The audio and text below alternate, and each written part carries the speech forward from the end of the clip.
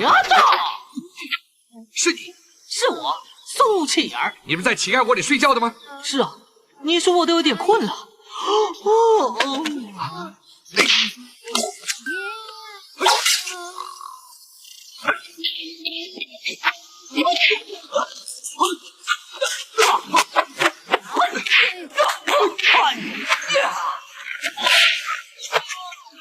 睡罗汉，心累哈。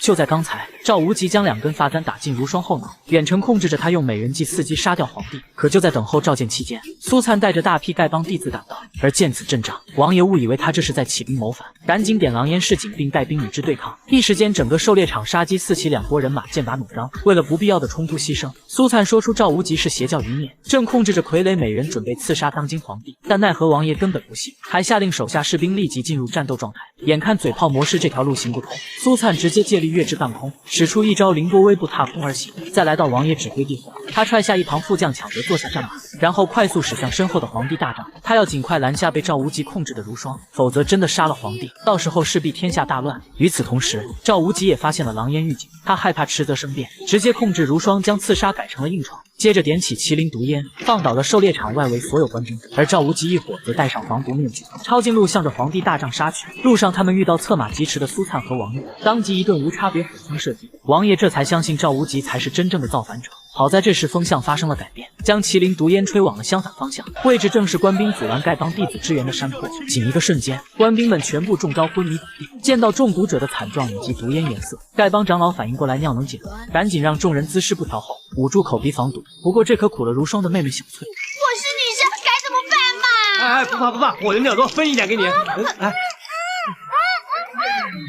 果然被长老给蒙对了，除了布条味道有点上头之外，丐帮弟子顺利冲过了麒麟毒烟。另外一边，如霜抽出贴身软剑，在皇帝大帐前开始大开杀戒。如今的他脑中只知道一往无前，不惜一切代价杀掉皇帝完成任务，也因此导致他后背空门大开，被近身侍卫一脚踢中脑袋，阴差阳错的将2根发簪给震落在地。可不料如霜刚恢复意识，就看见一群侍卫挥刀砍来。千钧一发之际，苏灿终于及时赶到，救下了心上人。而这一幕看在如霜眼中，无疑是他的盖世英雄骑着七彩祥云来接自己回家。本该在一起的2人终于得偿所愿。然而就在这时，赵无极单枪匹马杀到近前，那些上前阻拦的近身侍卫还没出手，就被先天罡气震碎了经脉。眼看赵无极已至皇帝身前，局长就要将其抹杀，苏灿赶紧一个蓄力电炮挥出，下一秒情景再现，赵无极再一次握住了苏灿拳头。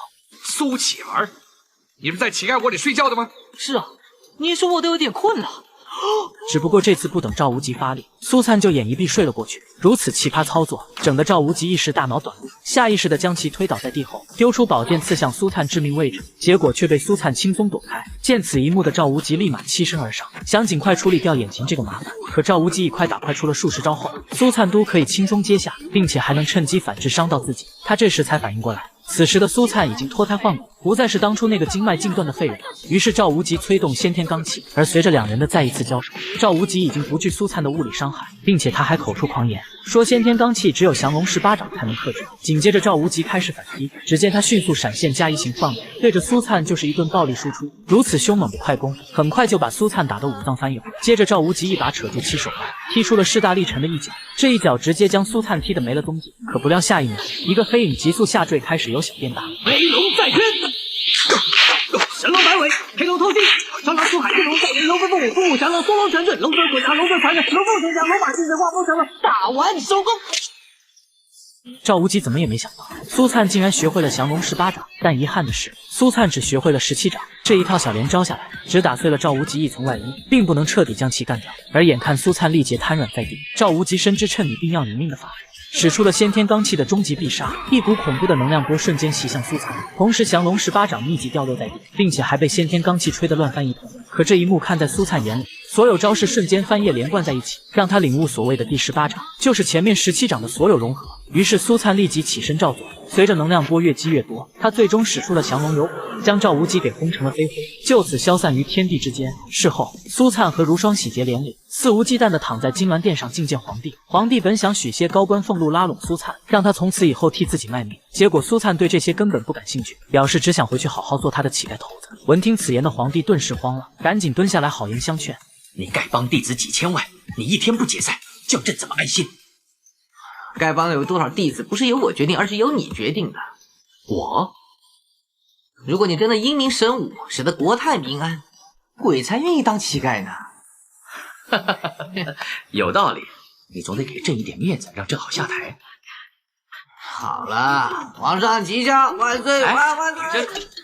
就这样，苏灿拿着皇帝御赐的金饭碗，重新当回乞丐奉旨讨饭，而且还和如霜有了好几个孩子。其中一个小女孩10几年后，更是红的大江南北都家喻户晓。你知道她是谁吗？